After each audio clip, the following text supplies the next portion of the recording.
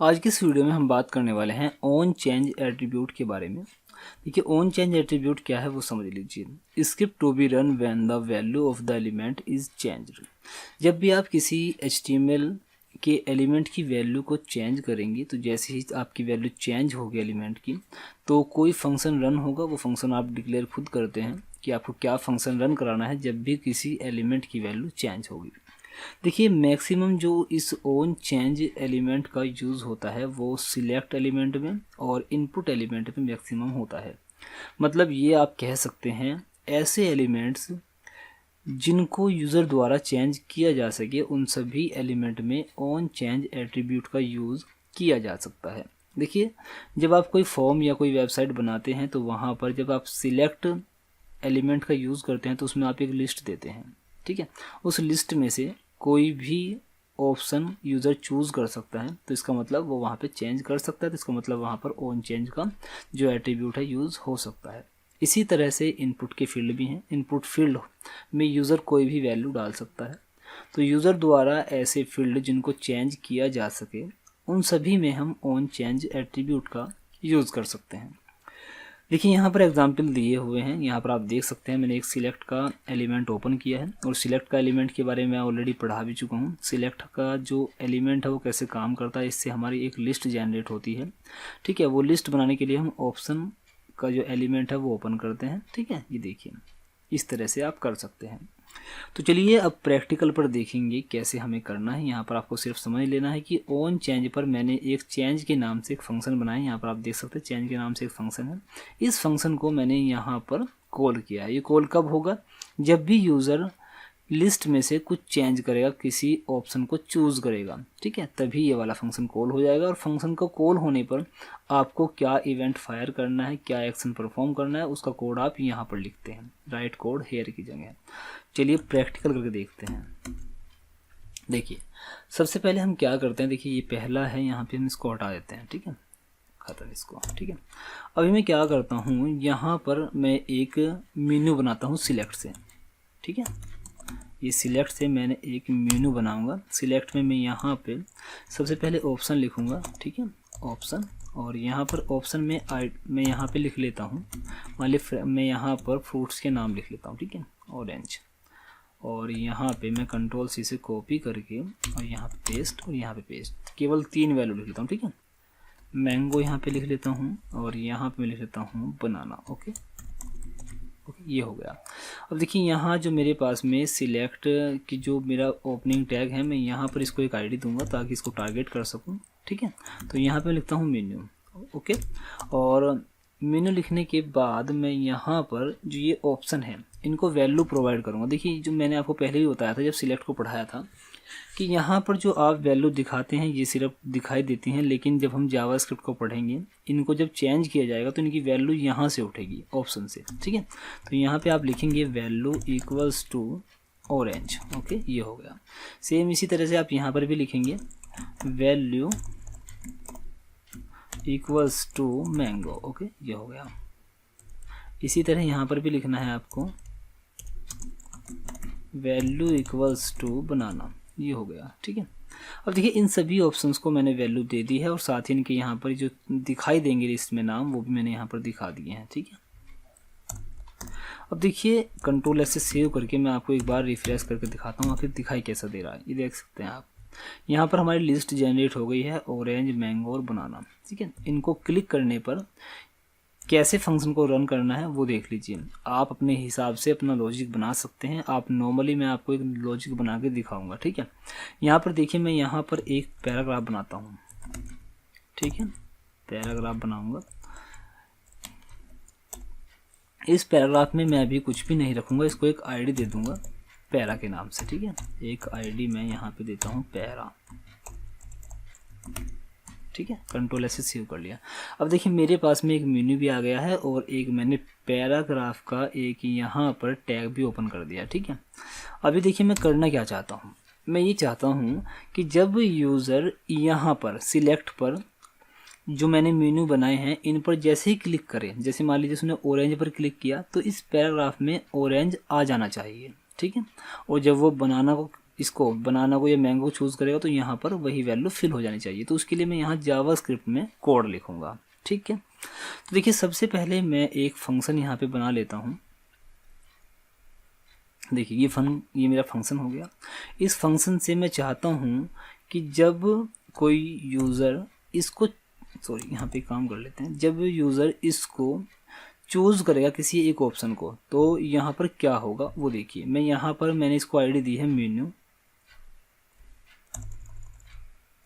में भी हैं और पावर पॉइंट की प्रेजेंटेशन फाइल में भी हैं। यदि आप इनको प्राप्त करना चाहते हैं तो हमारी वेबसाइट smartmindcode.com पर विजिट करें। देखिए यहाँ पर मैं वैल्यू देता हूँ मेन्यू की, ठीक है।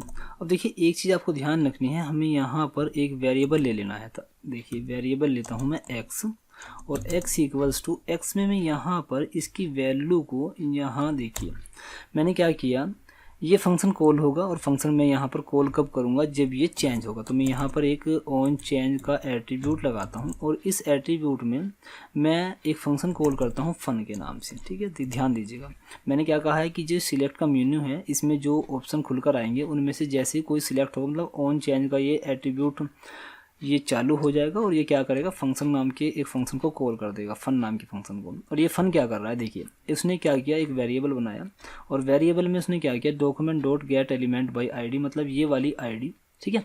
इसकी डॉट वैल्यू, इसमें उस टाइम पर जो भी वैल्यू होगी वो मैं यहाँ पर स्टोर कर लूँगा एक्स में। वेरिएबल एक्स में मैं क्या कर रहा हूँ, इसकी जो भी वैल्यू वो चूज़ करेगा, मतलब जो भी मेनू पर क्लिक करेगा, जैसे मान लिया मैंगो पर क्लिक करेगा तो ये वाली वैल्यू जाएगी इसके अंदर, ठीक है। तो यहाँ पर मैंने x में वो वैल्यू ले ली है। अब मुझे क्या करना है, इस वैल्यू को जो x में आ गई है इस वैल्यू को मुझे यहाँ पर भेजना है। तो इसको भेजने के लिए मैं यहाँ पर भी ऐसे लिखूँगा document dot gate element by ID, ठीक है। ये आईडी कौन सी है, इसमें भेजना है, तो इसकी आईडी है पैरा, तो मैं यहाँ पर लिखूँगा पैरा। और यहाँ पर मुझे ये पैराग्राफ दिखाई दे रहा है, तो पैराग्राफ में यदि कोई वैल्यू फिल करनी हो तो ध्यान रखिए इनर HTML का हमारे पास में एक फंक्शन होता है, ठीक है। इसमें आपको यहाँ पर फिलअप क्या करना है, जो x में वैल्यू आई है, x में कौन सी वैल्यू आई है, जो यहाँ पे चेंज करने पर यहाँ से आई है, तो मैं यहाँ पर इसको लिख सकता हूँ x, ओके x। और अब मैं इसको सेव करके एक बार चला के देखता हूँ। देखिए Ctrl+R से रिफ्रेश किया। अब मैं एक काम करता हूँ, यहाँ पर क्लिक करूँगा और इस पर क्लिक करूँगा तो देखिए यहाँ पे नीचे ये हमारा पैराग्राफ है। देखिए आप ध्यान दीजिएगा, मैं इसको रिफ्रेश कर रहा हूँ, ये हमारा मेनू है और यहाँ पर कहीं पैराग्राफ है जो आपको दिखाई नहीं दे रहा है क्योंकि उसमें अभी कोई वैल्यू नहीं है, इसलिए यहाँ पर दिखाई नहीं देगा। वैल्यू कब आएगी, जब मैं यहाँ पर चेंज करूँगा तो फंक्शन कॉल हो जाएगा और वैल्यू कहाँ चली जाएगी, पैराग्राफ में। आप देख रहे हैं, यहाँ पर आप देख सकते हैं।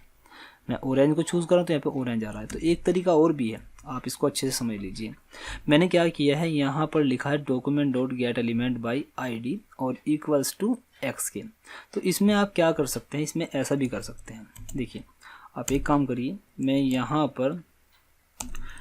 पर एक सिंटैक्स लिखता हूँ, छोटा सा, एक छोटा सेंटेंस, यूवर चॉइस इज करने के बाद मैं यहाँ पर प्लस करके यहाँ पर x लिख सकता हूँ। देखिए सबसे पहले तो ये जाएगा पैराग्राफ में, पहले ये जाएगा और उसके बाद x की वैल्यू जो मैंने यहाँ से उठाई है ऑन चेंज से वो भी जाएगी। तो Ctrl+S से सेव करके मैं इसको रिफ्रेश करता हूँ। देखिए अभी क्या हो रहा है, ध्यान दीजिएगा।